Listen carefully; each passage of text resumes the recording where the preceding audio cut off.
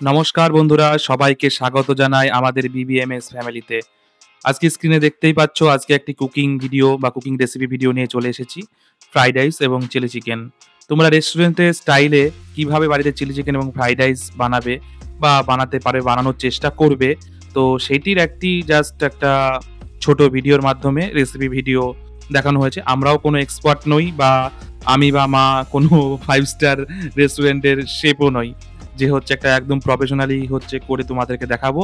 তবে যেটুকু পেরেছি বা যতটুকু করেছি নিজের চেষ্টায় স্টাডি করে রিসার্চ করে করেছি। তো ফ্রাইড রাইসের রেসিপি আমরা সেভাবে দেখাবো না। ফ্রাইড রাইস কিভাবে করতে হয় আমাদের বাংলার এমনকি হচ্ছে ভারতের ঘরে, ঘরে মা বোনেরা সবাই জানে। তো ফ্রাইড রাইসের রেসিপিটা জাস্ট স্কিপ করে চিলি চিকেন অনেকেই হয়তো জানে না কিভাবে করতে হয়।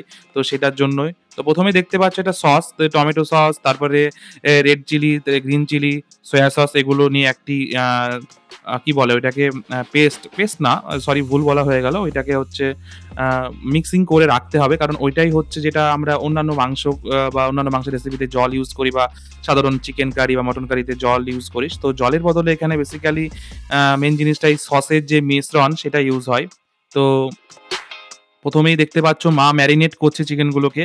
তো চিকেন ম্যারিনেট করার জন্য তোমাদের সলিড চিকেন বা মানে হচ্ছে বোনলেস চিকেন, যদি যার পছন্দ তো বোনলেস চিকেন নিতে পারো, বা যার হচ্ছে বোনলেস চিকেন পছন্দ হয় না, অনেকেরই পছন্দ হয় না, কিন্তু পার্সোনালি আমার পছন্দ হয়।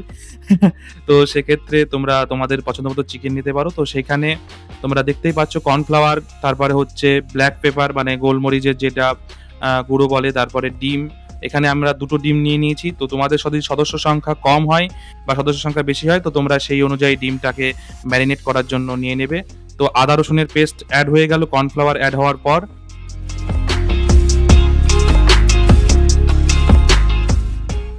এবার মা সাদা তেল এড করে দিল। সাদা তেল, এখানে সাদা তেলের জায়গায় যাদের সাদা তেল নেই বা হচ্ছে ভাবছো যে সাদা তেল আমি ইউজ করব না, সেখানে সর্ষের তেলও ইউজ করতে পারো। তবে বেটার হয় সাদা তেল ইউজ করে যদি তুমি এটা করো। তো মা ম্যারিনেট করার জন্য এগুলোকে প্রত্যেকটা মসলাকে দেখতেই পাচ্ছ সুন্দরভাবে মিশ্রণ করে নিচ্ছে বা মানে মিশিয়ে নিচ্ছে।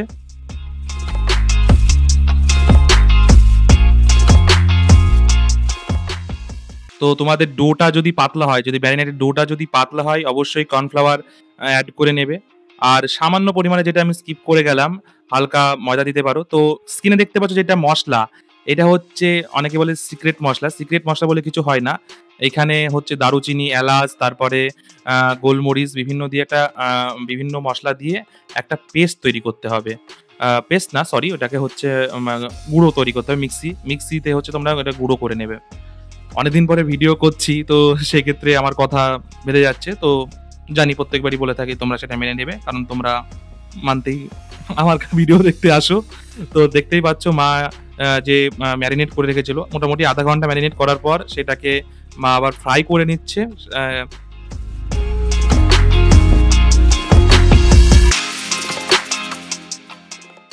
ফ্রাই করে যে পাকোড়াগুলোকে আস্তে, আস্তে মা তুলে নিচ্ছে দেখতেই পাচ্ছ তোমরা, ফ্রাই করে নেবে। তো ফ্রাই করার পর হচ্ছে আসল খেলা শুরু হবে। দেখতেই পাচ্ছ এখানে আ বেশ পরিমাণ চিকেন রয়েছে।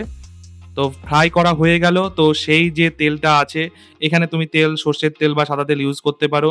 যে তেলে ফ্রাই করলাম সেই তেলেই মা হচ্ছে পাঁচফোড়ন, তারপরে পাঁচফোড়ন না সরি, আমি বলা ভুল হয়ে গেল। মানে লঙ্কার ফোড়ন যেটা সেটা দেবে। আস্তে, আস্তে তারপরে যেগুলো দেবে তোমরা সবাই বুঝতে পারছো। আদা রসুনের যে পেস্ট করা রাখা ছিল সেটা দিচ্ছে।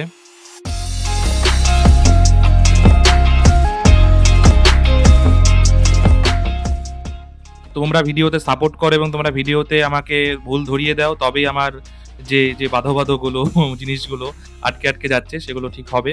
কারণ আমি প্রচণ্ড ব্যস্ততার মধ্যে থাকি বা প্রচণ্ড ব্যস্ততার মধ্যে আছি। তাই ব্যস্ততার এই মাঝে যে সময়টুকু থাকে তার মধ্যেই হচ্ছে ভিডিওটা করা বা ভিডিওর জন্য এটা পুরো হচ্ছে আমি ভয়েস ওভার দিয়ে আমি তোমাদেরকে কথা বলছি তোমাদের সাথে, তোমরা নিশ্চয়ই বুঝতে পারছো। এটা অন রেকর্ড মানে লাইভ ভয়েস না। আমি এটা পরে ডাবিং করে তোমাদেরকে ভয়েসটা দিচ্ছি। সেক্ষেত্রে সময় বের করে এটা করছি। তো অবশ্যই তোমাদের সাপোর্টটা দরকার।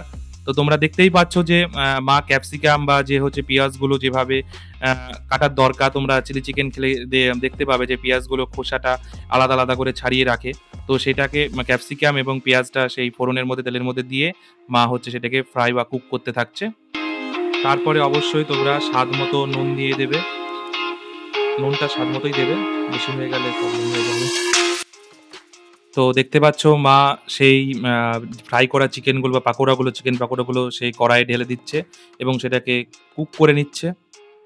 তোমরাও এভাবে কুক করে নেবে। অনেকেই জানো এখানে রেসিপি, চিলি চিকেনের রেসিপি আমার যারা দর্শক রয়েছে তারা অনেকেই জানে। যদি কোনো ভুল হয়ে থাকে কমেন্ট সেকশনে অবশ্যই ভুল ধরিয়ে দেবে।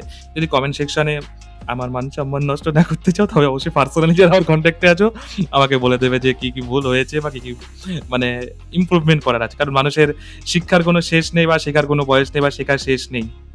তো যেই সসটি আমরা মিক্স করে রেখেছিলাম সেই সসটি হচ্ছে মা পুরো ঢেলে দিল। তো ১ম এ পুরোটা ঢেলে দেবে না। অল্প, অল্প করে ঢেলে দেখবে যে কেমন হচ্ছে জিনিসটা।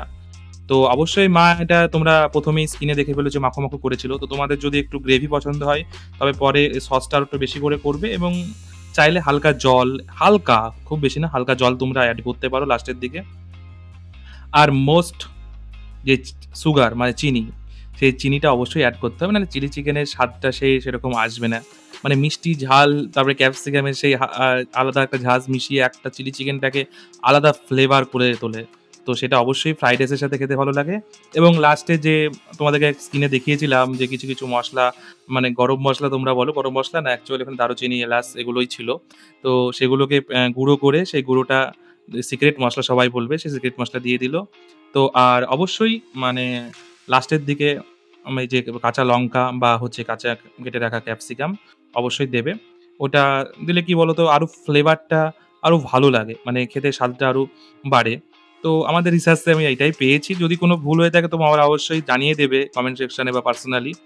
তো দেখতেই পাচ্ছ ফ্রাইড রাইস এবং চিলি চিকেন রেডি হয়ে গেছে। তো ঝটফট খেয়ে নাও এবং সাবস্ক্রাইব করে আমাদের পাশে থাকো।